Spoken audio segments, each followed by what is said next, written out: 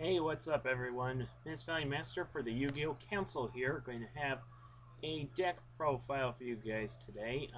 This one has been one I've been fooling around with a bit because when I saw the Ghost Streaks coming out, they looked like an interesting archetype, but I didn't really like the build that most people were using, which was where they would rely heavily on that rank 3 Xyz monster of theirs. It just didn't seem like my kind of deck. So I decided to completely turn it around and maximize this guy down here, number 54 Lionheart. This guy was announced at about the same time, and a lot of people were saying, well, he sounds decent, but not too good. He needs 3 level 1 monsters, blah, blah, blah.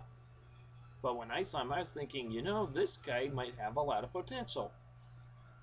Okay, so I call this deck my Ghost Trick Suicide deck. I mean, if you don't like that name, you can call it Ghost Trick Turbo if you want, but it's really a suicide deck in my opinion because you just take this guy and basically the whole plan is to just ram him into your opponent's monsters over and over again, damaging primarily your opponent, but since his effect only lasts a couple of times, like up to 3 times, you can always just inflict damage to them once, like decreasing their life points down to around 6,000 or so, and then just keep decreasing both of your life points over and over again until you reach 2,000 or so life points, but they're down to 0.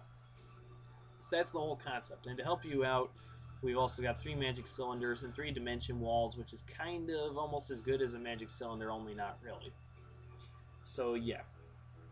So let's start off with the monster line. We got 3 Ghost Trick, Jiangxi. I'm going by the names down here, not the ones up here. So 3 Jiangxi. This guy basically searches out your other Ghost Tricks. We got the Ghost Trick Spectre, which gives you some drawing power in the deck and helps ensure you should be at the end of the turn, entering your next turn with 1 monster on the field. Yeah, all of these Ghost Tricks have effects you can read there in the bottom. I'm not going to read them all off, but basically, in effect, you want them already face down on the field by your turn, because then you can flip summon them, but you can't normal summon them unless you got another Ghost Trick monster already. So yeah, that's a little bit of a downside, but it definitely helps speed up the deck a bit. I mean, we've also got Ghost Trick Lantern here, which helps to stop 1 direct attack, and then you can set him. So yeah, these guys help you put level 1s onto the field and give you a little more drawing power. Got 3 Battle Feeders, helps stop direct attacks, puts another monster on board. 3 Kinka Bio. This guy is absolutely awesome. This card cannot be special summoned. I will read this effect. This card returns to its owner's hand during the end phase of the turn. It is normal summoned or flip face up. When this card is normal summoned or flip face up, you can special summon 1 level 1 monster from your graveyard. When this card is removed from the field, remove from play that monster. So yeah, of course, this guy is the main source of your level 1s, like most of your level 1s. You just normal summon this guy, you get to bring back any level 1, so it can be a Battle Feeder that's in the grave, it can be your Jester, it can be a Ghost Trick, doesn't matter. Yeah, you can bring this guy back, or you can bring that out along with this one, and then if you've got another level 1 on the field already, like Lantern or Battle Feeder, or Spectre, ta-da! 3 level 1s you can easily make Lionheart. Alright, we got 2 Jester Confits. This used to be a Steel Swarm Cell. This is an update that's been done to this deck since when I put it up on my own channel. A subscriber actually recommended that I try out this guy instead because the Steel Swarm Cell says it can be special summoned while you control no monsters. This guy doesn't have any downside like that. This guy, you can special summon him at any time. You can only control 1, but that's no problem. So I can special summon out him even if I've got something like a Battle Feeder already on the field, which is really cool. So yeah, I'd like to run 3 kind of, but it might clog up a little bit because I can only bring out 1 at a time anyway. And yeah, I don't really especially have room. So yeah, he's at 2, but he's really good. He's very useful a lot of times. Okay, we got 2 Effect Veiler, because I mean it's another level 1, so you can bring it back with your Kinka Bio here. And of course you can stop opponent's monster effects, which is always good. And if on turn 1 you really don't have any way of putting a level 1 into the grave, you can waste the effect veiler. You know, let's say they bring out something which you really don't have to stop the ability. You can just drop effect veiler on it, negate its ability just to put a level 1 into the grave. That way you can bring it back with your Kinka here on your next turn. So yeah, helps you get level 1 into the grave faster in addition to just its primary use of stopping opponent's monster effects. And it's also a tuner, and I run 2 synchros in here, not that I plan on using them really. But they are there just in case I absolutely, you know, have to have them. Alright, we've also got, as far as spells go, we got 3 Where Art Thou's. This is another of the very main cards, one of the staple cards in the deck. The effect is, if you control a level 1 monster, add 1 level 1 monster from your deck to your hand. During the end phase of this turn, take 2,000 damage if you do not normal summon the added monster or a card with the same name after activating this card. So yeah, this guy, of course you'll use this to almost always add a Kinka here to your hand, although you might add something else like a Jester or something, but it'll almost always bring out this one. And yeah, no other limitations. Meaning you take 2,000 damage, which is pretty steep, but you'll just make sure, of course, to normal summon it from your hand so you won't take that damage. Right, we also run 2 Pop Duality because on turns 1 or 2, or actually most of the turns except the ones you bring out Lionheart, you're not really doing any special summoning. So yeah, just helps add some consistency to the deck. And if Pop Duality goes back up to 3 on the next ban list, which it of course is supposed to, no reason for it not to. You know, assuming it does, I'll probably add a 3rd one. Alright, we got 2 Forbidden Lance. This is another slight change I made to the deck since the last time I put up a deck profile. I used to run 3 Forbidden Dress, and then I ran Heavy Storm, I think it was. But I took out 1 of the Forbidden Dress and 1 Heavy Storm and put in the 2 Forbidden Lance because even though Forbidden Dress is great against abilities that destroy monsters, like you know, let's say your opponent activates Blaster's ability, you know, discarding a card to try and destroy your Lionheart, or let's say they make a Drago Sack and try and destroy it. Well, Forbidden Dress is awesome and protects it from being destroyed, so they waste their ability, but it doesn't protect them from things like Compulse or Dimensional Prison because, you know, as soon as they activate it, even if you chain Forbidden Dress onto it, it really doesn't have any effect. They still get it, let's say in the case of Compulse, it bounces your Lionheart back to the hand, and you feel really sad.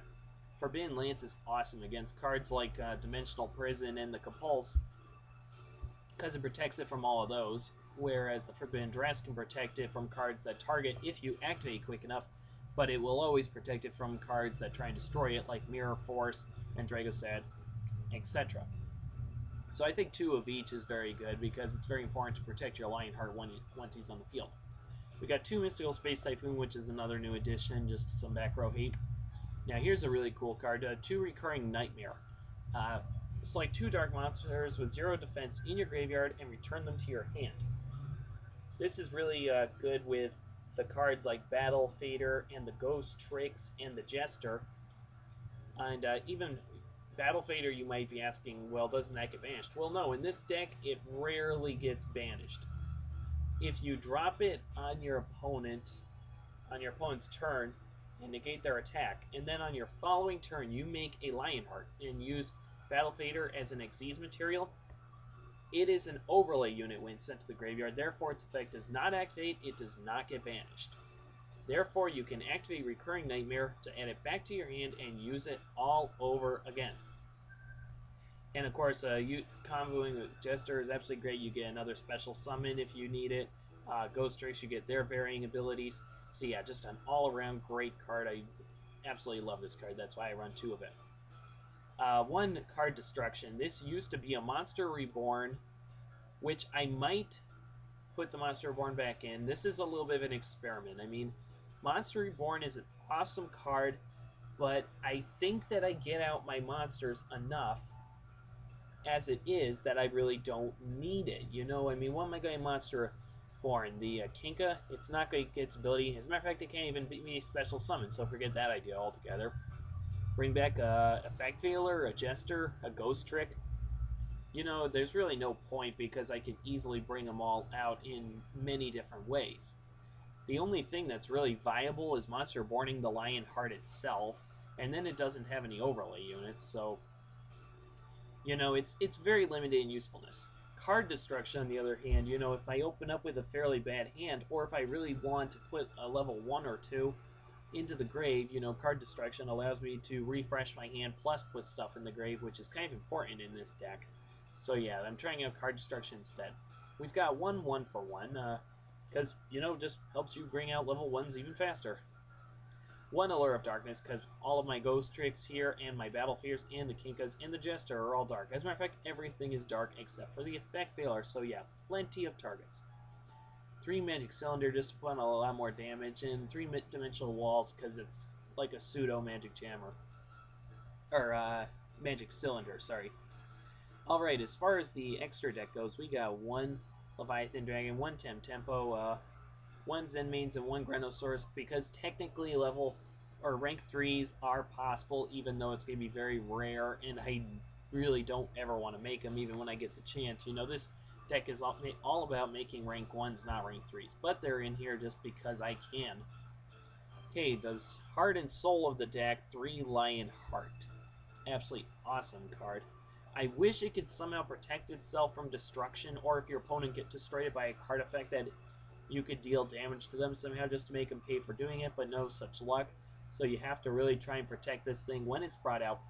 But it's so much fun. It is so hilarious to run into so many decks which specialize in throwing out big, powerful monsters or swarming the field with monsters, but they really can't deal with something like Lionheart. It's like, oh no, all of my attacks are useless, and I can't seem to kill that thing, you know? It's just so hysterical. I absolutely love using this deck against a bunch of those kinds of decks.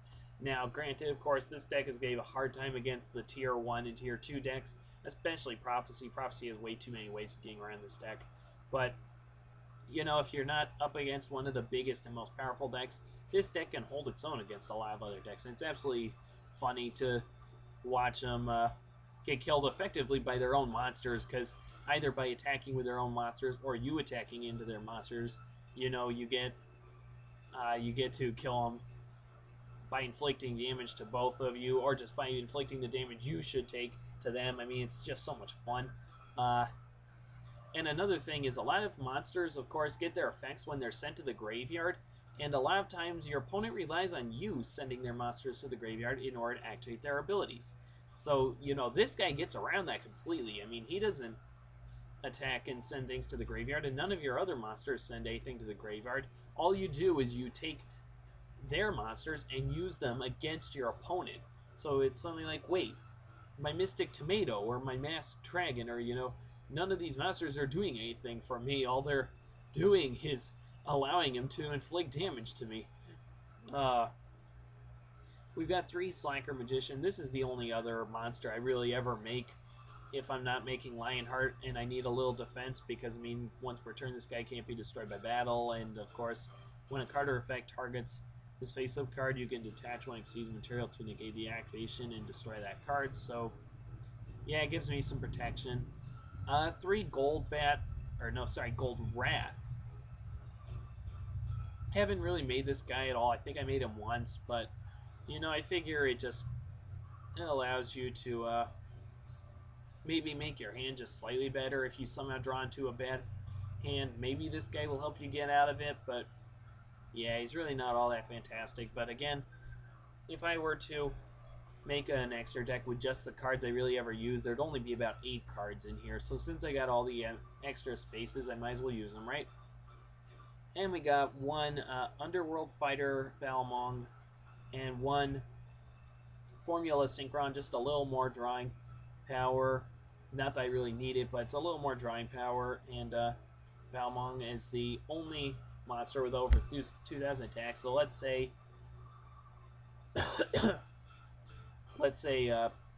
your opponent brings out something or other which you really want to get rid of, like I don't know.